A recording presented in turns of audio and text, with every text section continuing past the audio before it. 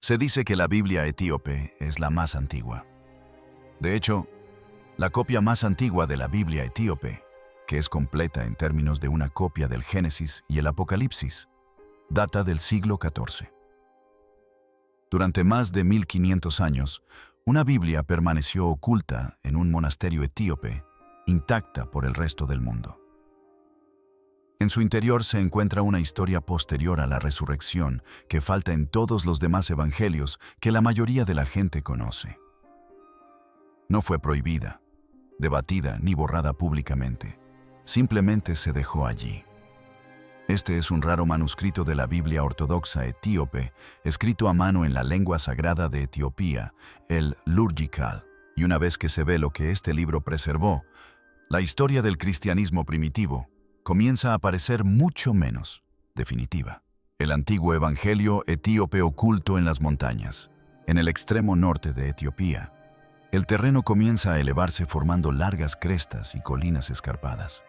El aire se vuelve más fresco, los caminos más accidentados y pequeñas granjas se aferran a las laderas.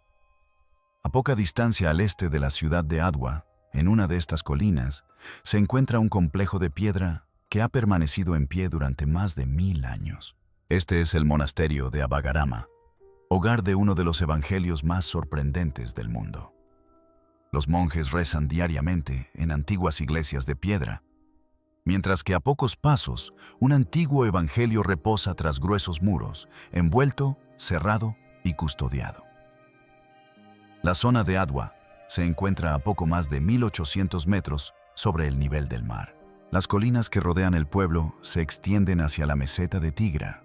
Para quienes viven al nivel del mar, la simple subida al monasterio les deja sin aliento. Para los monjes, esa ascensión es parte de su rutina diaria.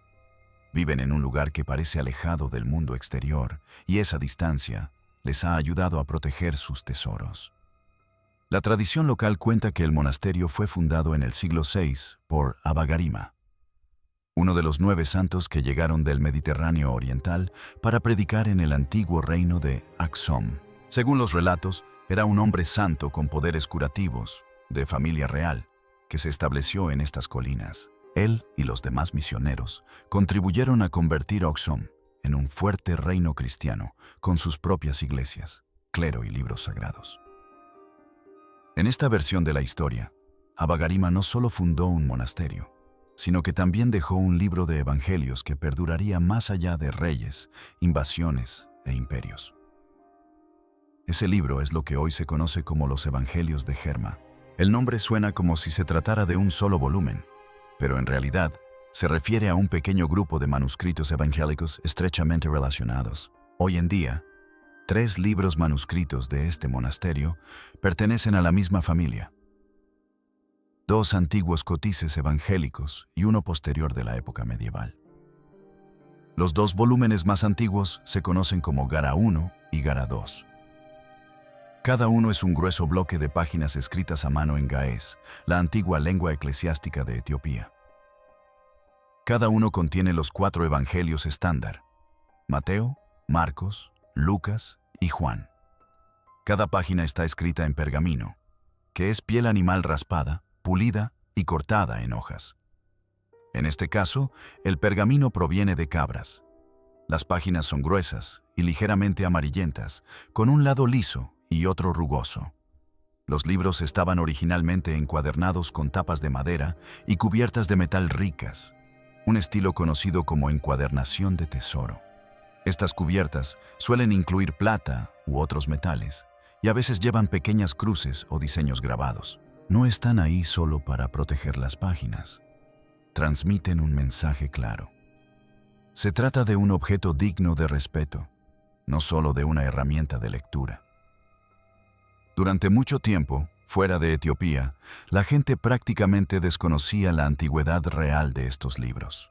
Algunos de los primeros visitantes, a principios del siglo XX, supusieron que databan de alrededor del siglo XI o posterior. Otros pensaron que podrían ser cercanos al primer milenio. Los monjes conservaban su propia tradición, según la cual Abagarama escribió el Evangelio en un solo día, y Dios detuvo el sol para que pudiera terminarlo antes del anochecer.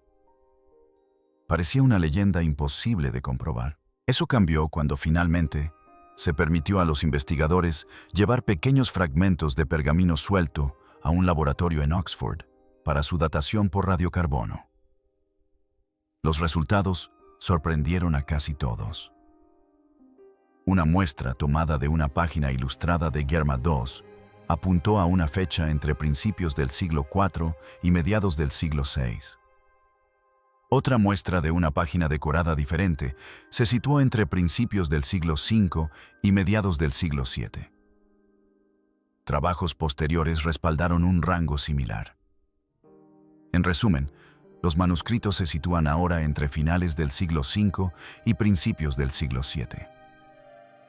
Esto los hace tener alrededor de 1500 años de antigüedad y los coloca entre los libros de evangelios ilustrados más antiguos que se conservan en todo el mundo.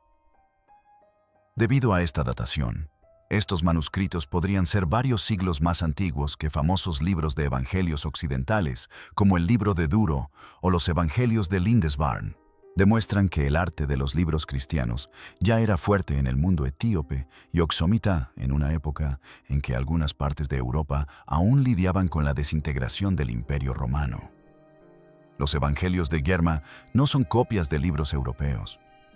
Son evidencia de que este reino de las tierras altas tenía su propia escritura, su propio estilo pictórico y su propia manera de presentar la historia de Jesús.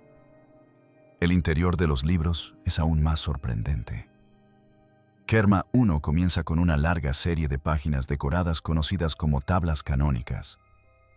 Una tabla canónica es una especie de diagrama que relaciona los pasajes de un evangelio con los de los demás. Se basan en un sistema creado por un escritor cristiano primitivo llamado Usio y suelen aparecer al principio de los evangelios. En los evangelios de Germa, estas tablas están enmarcadas por arcos pintados que parecen pequeños edificios con columnas delgadas y remates curvos. Las formas evocan la arquitectura de piedra del mundo cristiano oriental, pero los colores y los patrones tienen una marcada influencia etíope. Germa II tiene su propio grupo de páginas decoradas, que incluyen retratos completos de los 4 evangelistas y un retrato adicional de Usio frente a sus tablas canónicas. En estas pinturas, Mateo, Lucas y Juan aparecen de frente en poses similares, mientras que Marcos se muestra de perfil, sentado en un trono episcopal vinculado a la iglesia de Alejandría. Rojos brillantes, amarillos intensos y verdes frescos llenan las páginas. Hay también una página que muestra un edificio que podría ser el templo de Salomón o una fuente de la vida con una escalera dibujada de una manera que no aparece en ningún otro lugar del arte cristiano. Incluso después de tantos siglos, los colores conservan una viveza sorprendente. Entre estas páginas decoradas, hileras de letras negras y rojas llenan el pergamino. El texto está escrito en gaes, utilizando la distintiva escritura etíope, con sus caracteres unidos y robustos. Esta era la lengua escrita del reino axomita en aquel entonces y todavía se usa en los servicios religiosos actuales. La disposición de las páginas, el orden de los libros y la forma en que están marcados los títulos muestran una manera clara y estable de presentar los evangelios que debió haber estado en uso durante mucho tiempo, antes de que se hicieran estas copias en particular. Un estudio cuidadoso de las páginas revela que estos libros no eran piezas de museo. Se manipulaban, leían y utilizaban en el culto. Los estudiosos han encontrado notas posteriores escritas en los márgenes, pequeñas instrucciones en tinta roja que indican al lector cómo usar un pasaje en un servicio religioso, e incluso correcciones y reparaciones de páginas dañadas. Algunas de estas notas estaban escritas en una caligrafía muy antigua, lo que sugiere que el manuscrito se mantuvo en uso durante muchas generaciones antes de que se considerara una antigüedad frágil. Durante siglos, casi todo esto permaneció desconocido fuera del monasterio. A las mujeres no se les permitía el acceso al interior del monasterio, y los hombres que lo visitaban solo podían ver lo que los monjes decidían mostrar. A mediados del siglo XX, un visitante británico llamado Beatrix Plain vio brevemente algunas de las páginas iluminadas y supuso que el estilo parecía muy antiguo y tenía vínculos con Siria. Más tarde, un erudito francés, Joël Loy, propuso una fecha cercana al siglo XI, basándose en lo poco que pudo observar. Solo después de que se tomaran fotografías en microfilm en la década de 1960 y comenzaran los trabajos de conservación, los expertos externos empezaron a comprender la antigüedad y la importancia de estos libros.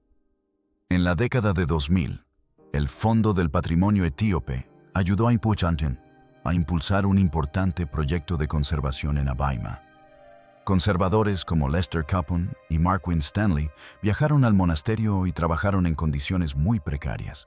Tuvieron que deshacer las encuadernaciones dañadas, aplanar y limpiar las páginas, y luego volver a encuadernar los libros para que pudieran abrirse sin peligro. En un momento dado, incluso utilizaron camillas funerarias sencillas como mesas improvisadas, ya que no había bancos de trabajo adecuados. Su labor ralentizó el deterioro y permitió tomar mejores fotografías para su estudio. Pero esa sensación de seguridad no duró. Cuando la guerra llegó a la región de Tigra, los monjes de Abagarima, según se cuenta, se apresuraron a Manans a esconder los evangelios en las colinas y cuevas cercanas, temiendo que saqueadores o soldados se los llevaran.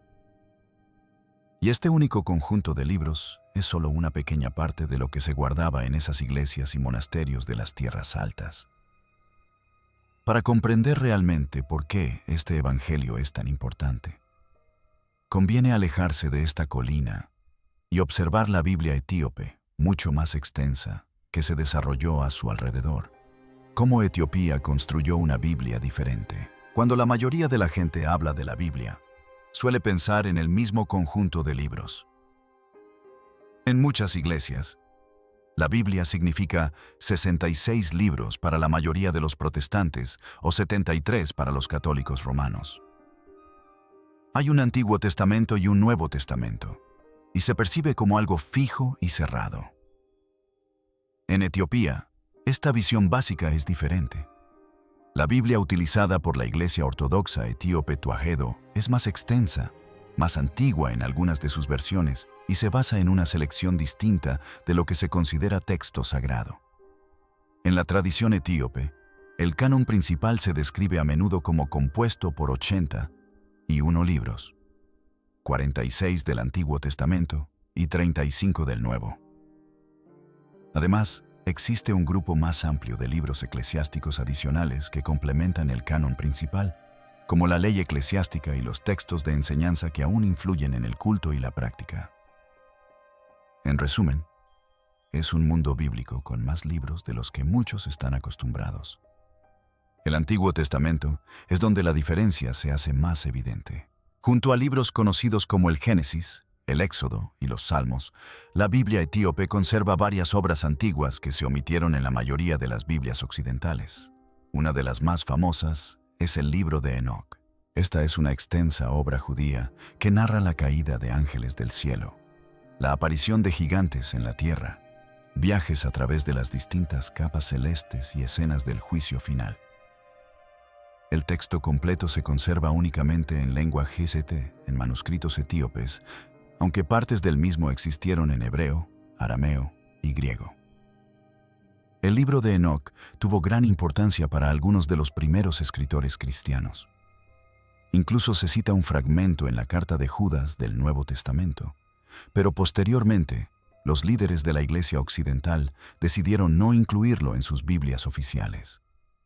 En Etiopía, la historia tomó un rumbo diferente. Allí, el libro de Enoc fue copiado una y otra vez, tratado como escritura sagrada y leído en las iglesias durante más de 1000 años.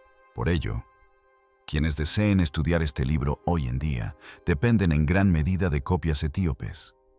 Otro libro clave es el Libro de los Jubileos. Este libro relata los acontecimientos del Génesis y parte del Éxodo, con muchos detalles adicionales.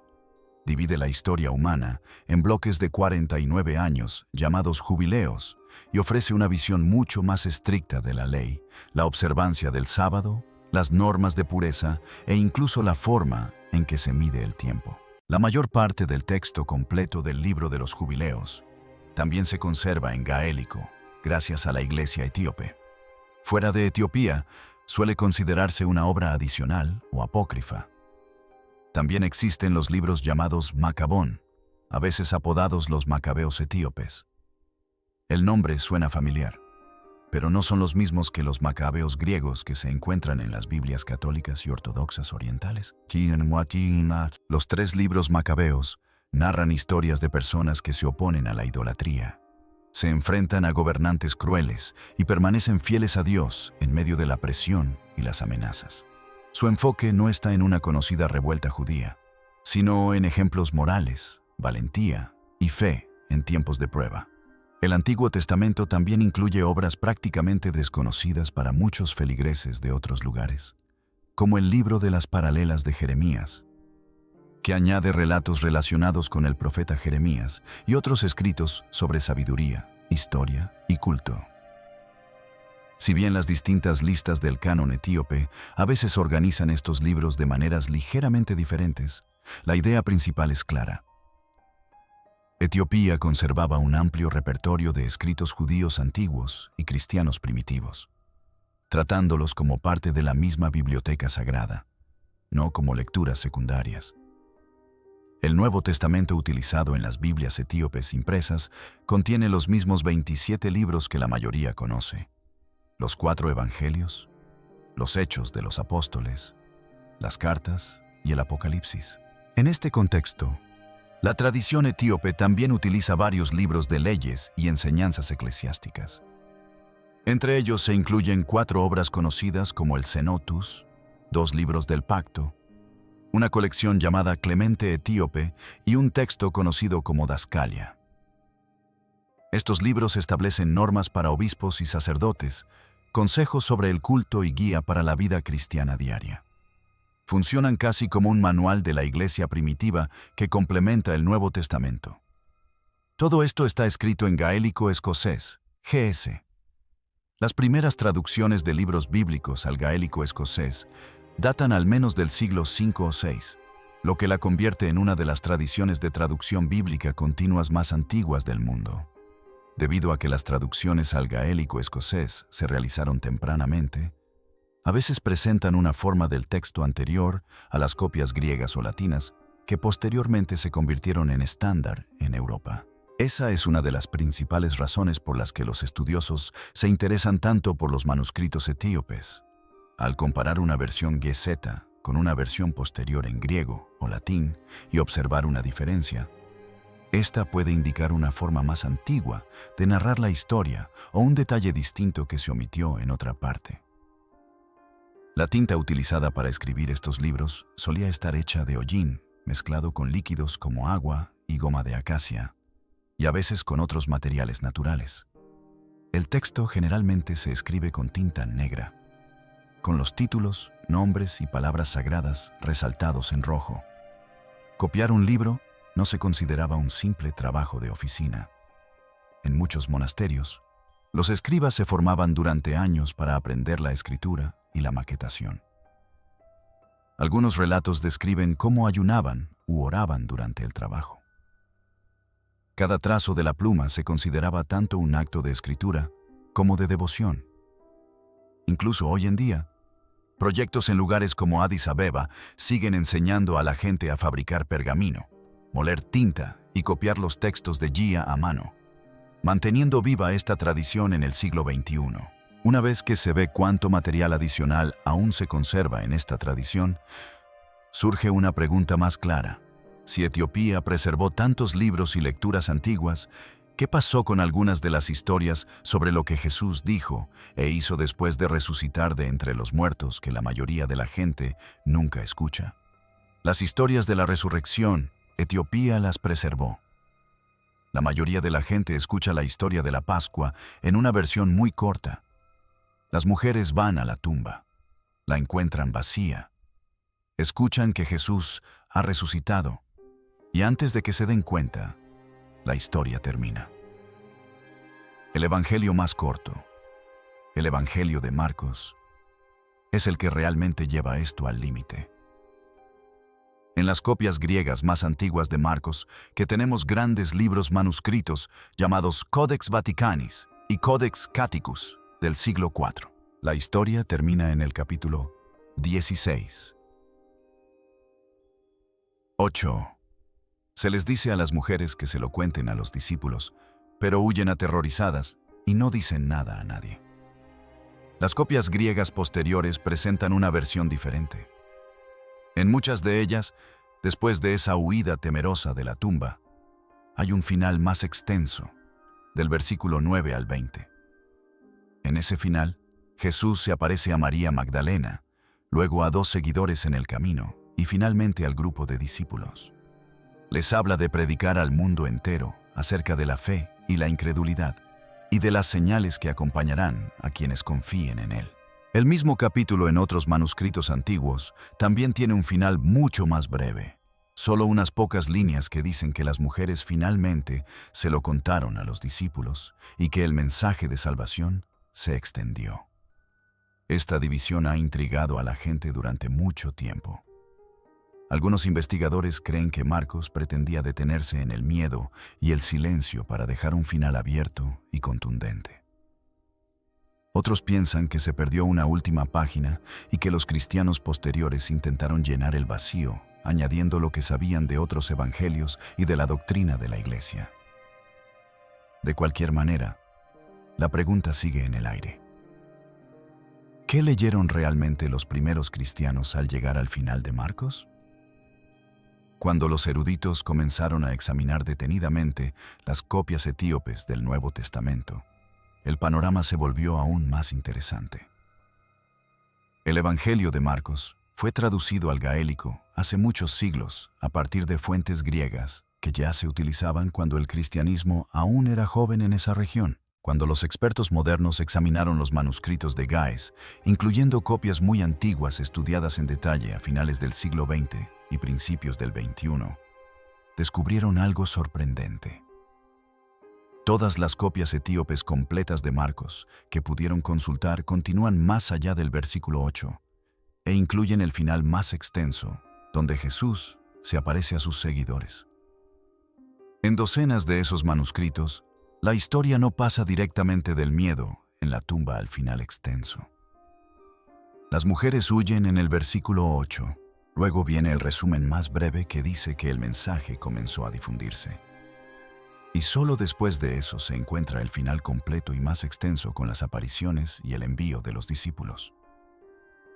Esto demuestra que quienes copiaron estos libros en Etiopía no intentaron elegir entre diferentes finales. Hicieron todo lo posible por transmitir todo lo que habían recibido. Copiaron el miedo y el silencio. Copiaron el resumen breve. Y copiaron la larga escena donde Jesús resucitado habla y envía. Los primeros evangelios etíopes, como los famosos manuscritos de Germa, siguen este mismo patrón y conservan el final más extenso de Marcos después del versículo 8 a 8. Esto no le da un final completamente nuevo a Marcos, sino algo más. Demuestra que, en el contexto que influyó en la Biblia etíope, los cristianos ya leían Marcos con esos versículos adicionales sobre la resurrección. Para ellos la historia no terminaba con las mujeres asustadas huyendo, sino que continuaba con encuentros, mandamientos y promesas de Jesús resucitado. Pero en Etiopía, la historia posterior a la resurrección no se limitaba a los 4 evangelios, sino que también se encontraba en otros escritos cristianos primitivos que la mayoría de las iglesias posteriormente abandonaron u olvidaron. Uno de los ejemplos más claros es una obra llamada la Epístola de los Apóstoles. A pesar de su nombre, no se trata de una carta común. Es un texto cristiano del siglo II que narra la vida de Jesús y luego se convierte en una larga conversación entre Jesús, resucitado, y sus seguidores. Se presenta como un mensaje de los 11 apóstoles restantes a las iglesias, pero en su mayor parte consiste en una sesión de preguntas y respuestas donde le preguntan a Jesús, resucitado, sobre la fe, el juicio y el futuro. Este escrito fue compuesto originalmente en griego, luego traducido a otros idiomas y posteriormente desapareció durante muchos siglos. A finales del siglo XIX se encontró en Egipto una copia dañada escrita en copto. Recién a principios del siglo XX, los eruditos publicaron un texto completo basado en una versión íntegra de G hallada en Etiopía. En otras palabras, el único lugar donde la obra completa se conservó de principio a fin fue en la tradición manuscrita etíope. ¿Qué revela realmente la epístola de los apóstoles? Sitúa a los apóstoles con Jesús después de la resurrección, pero antes de su ascensión final al cielo. Les muestra que aún se encuentra en un cuerpo real, no como un fantasma. Habla de su nacimiento, su sufrimiento y su resurrección. Luego les advierte que aparecerán falsos maestros que intentarán distorsionar el mensaje con ideas secretas y conocimientos internos. Les dice que sus seguidores enfrentarán persecución, que habrá pruebas y dificultades, y que Él regresará como juez. Otra obra antigua relacionada con el mismo mundo se conoce a menudo como el Libro de la Resurrección de Jesucristo de Bartolomé el Apóstol. Se conserva en copto y etíope, y a veces se la agrupa bajo la denominación de Evangelio de Bartolomé. Este texto también gira en torno a los días posteriores a la crucifixión y la resurrección. En él, Jesús resucitado revela a los apóstoles lo que sucedió cuando descendió al reino de los muertos, cómo venció a las fuerzas oscuras y qué significa eso para el destino de las almas. Está repleto de preguntas de los discípulos y respuestas detalladas sobre lugares invisibles y el juicio final. No forma parte de los 4 evangelios habituales y nunca se utilizó ampliamente en las iglesias occidentales. Sin embargo, en los círculos donde se leía, incluida la tradición etíope, aportaba aún más detalles sobre el período entre la cruz y la despedida final. Los cristianos etíopes también conservaron en gaélico un relato de la pasión que apenas se ha conservado en otros lugares, conocido como el Libro del Gallo. Se trata de una narración de los últimos días de la vida de Jesús, escrita en la antigüedad tardía, que aún se copiaba y utilizaba en el culto etíope posterior. Relata la historia de la traición, el arresto y la crucifixión, combinando fragmentos de los 4 evangelios y añadiendo nuevas escenas. En un pasaje célebre, Jesús resucita a un gallo asado y lo envía a espiar a Judas mientras éste planea la traición. El pájaro regresa y cuenta lo que ha visto. Junto a todo esto se encuentra una enorme colección conocida como Los Milagros de Jesús o Tamra Yasus en gaélico. Fue traducida al etíope del árabe en el siglo XIV y reúne muchas historias de las acciones de Jesús, desde el anuncio de su nacimiento hasta eventos posteriores relacionados con su madre María. Diferentes manuscritos incluyen diferentes conjuntos de historias, pero muchas de ellas se leían en días festivos y durante servicios especiales. En esta colección, Jesús siempre está en movimiento, sanando, enseñando y actuando en favor de sus seguidores, incluso después de su resurrección. Amplía el sentido de su obra más allá de las breves escenas que muchos feligreses conocen de una lectura dominical normal. Todo esto sobrevivió porque la gente en Etiopía continuó copiando y leyendo estos textos cuando otras comunidades dejaron de hacerlo. Gracias por ver. Ahora, mira los videos que aparecen en pantalla para descubrir más historias increíbles.